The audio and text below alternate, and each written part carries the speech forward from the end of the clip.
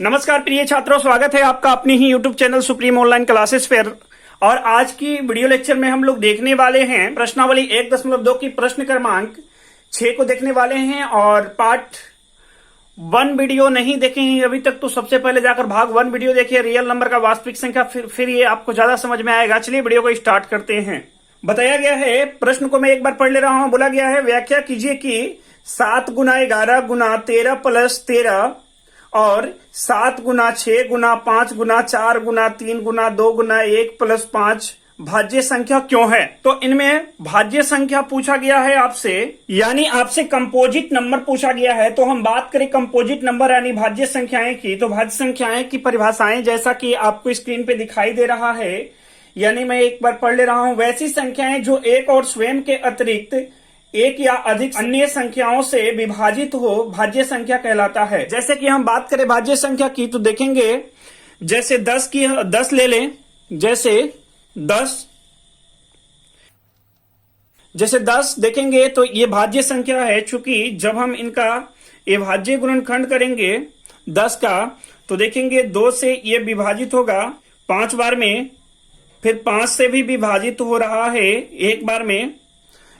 यानी जैसा कि परिभाषाएं में बोला गया था, संख्याएं जो एक और स्वयं के अतिरिक्त एक या अधिक अन्य संख्या से विभाजित हो भाज्य संख्या कहलाती है। तो देख रहे हैं, एक और स्वयं के अतिरिक्त जो है ये अन्य संख्या से विभाजित हो रहा है। जैसे 2 से विभाजित हो रहा है, 5 से विभाजित हो रहा है, इसलिए हम जो ये कहेंगे ये कौन सी संख्याएं हैं आपका भाज्य संख्या। और जैसे ले रहे हैं, जैसे 15, तो इनको यदि विभाजित करें तो 300 होगा, 3 5 15, फिर 5 से होगा, यानी फिर 5 से एक बार में। तो ये देख रहे हैं एक और स्वयं के अतिरिक्त अन्य संख्या से भी विभाजित हो रहा है। यानी स्वयं का मतलब हुआ कि अपने से, खुद से जो है, खुद के अलावा और एक के अलावा अन्य संख्या से यदि विभाजित हो जा रहा है तो वह भाज्य संख्या कहलाता है।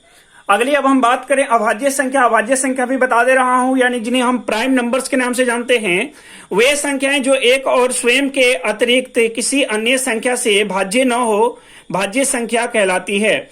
यानी वे संख्याएं एक और स्वयं के अतिरिक्त, जैसे मैं एग्जांपल ले लूं, जैसे उदाहरण तौर पे इसे देखेंगे कि अभाज्य संख्या की, तो जैसे 11 को हम देखें, ये स्वयं से कट रहा है या तो 1 से कट रहा है।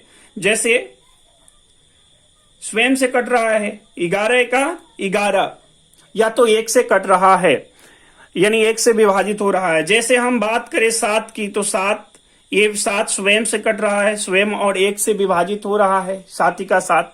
ये सब संख्याएं जो है आपका प्राइम नंबर्स यानी अभाज्य संख्याएं हैं। तो मेरे ख्याल से आप इस नंबर से परिचित हो गए हैं, और मैं पहला वीडियो में भी ये सारे नंबर के बारे में मैं बताया हूं। तो चलिए अब हम आगे की ओर बढ़ते हैं, प्रश्न की ओर। हम लिखेंगे दिया है, तो लिखेंगे हल में दिया है, और प्रश्न में जो दिखाई दे रहा है संख्या, तो पहली संख्या को हम लिख लेंगे। तो पहली संख्या यानी एक संख्या, फिर दूसरी संख्या दी हुई है, तो हम लिखेंगे एक संख्या। एक संख्या जो दिया है वो देखेंगे, जो संख्याएं दिया गया है 7 गुना 11 गुना 13 दिया है, प्लस फिर 13 दिया है। आगे ध्यान से समझेंगे एक एक बातें को। अब इन दोनों में देखेंगे प्लस के इधर और प्लस के इधर दोनों साइड 13 है, तो इनमें हम संख्याएं 13 को कॉमन कर सकते हैं। तो चलिए मैं 13 को इनमें कॉमन कर ले रहा हूं। कॉमन करेंगे तो इधर बचेगा आपका 7 गुना फिर 11 फिर गुना फिर 1 लिख सकते हैं। चूंकि 13 कॉमन हो गया है तो कुछ भी नहीं, तो हम 1 लिखेंगे, प्लस यहां भी 1 लिखेंगे, 13 को कॉमन किए हैं इसलिए।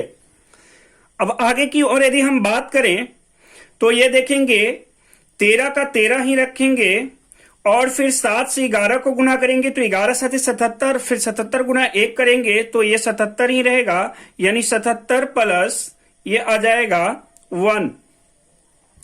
जब इनको जोड़ेंगे, जोड़ने के बाद देखेंगे क्या आ रहा है, 13 का 13 ही रहेगा, 77 और 1 को जोड़ेंगे तो ये हो जाएगा टोटल 78।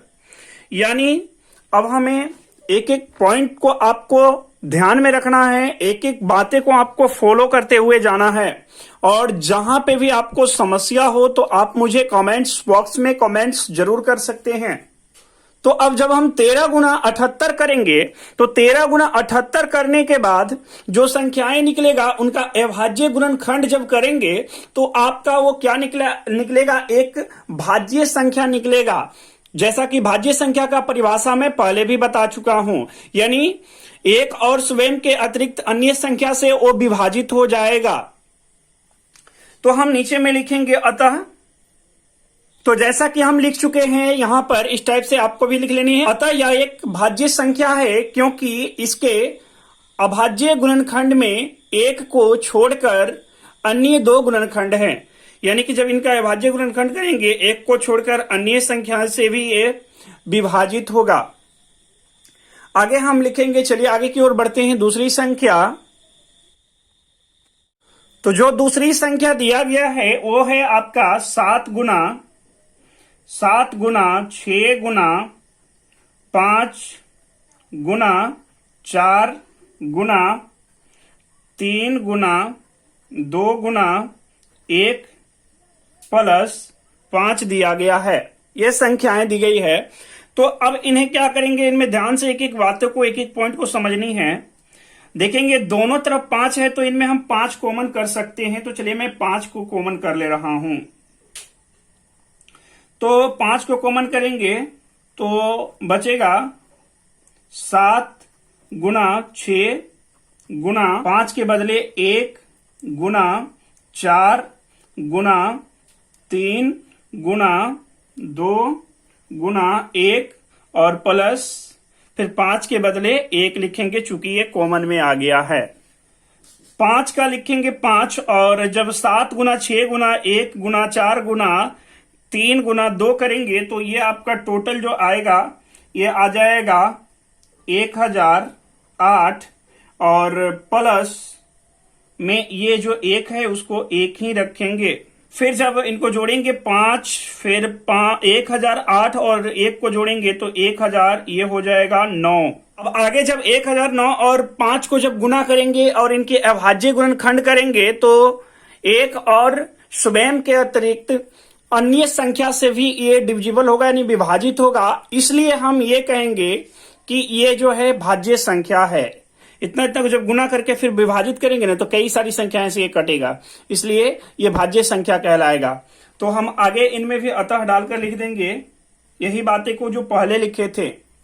तो इस टाइप से इनके भी नीचे में हम लिख देंगे अतः यह भी एक भाज्य संख्या है क्योंकि इसके भी अभाज्य गुणनखंड में एक को छोड़कर अन्य दो गुणनखंड हैं। यानी इनका भी जब हम अभाज्य गुणनखंड करेंगे तो एक और स्वयं के अतिरिक्त अन्य संख्या से ये विभाजित होगा। तो अब आप चाहें तो नोट कर सकते हैं तो या तो स्क्रीनशॉट ले सकते हैं। चलिए मैं पूरा एक बार दिखा दे रहा हूं आपको।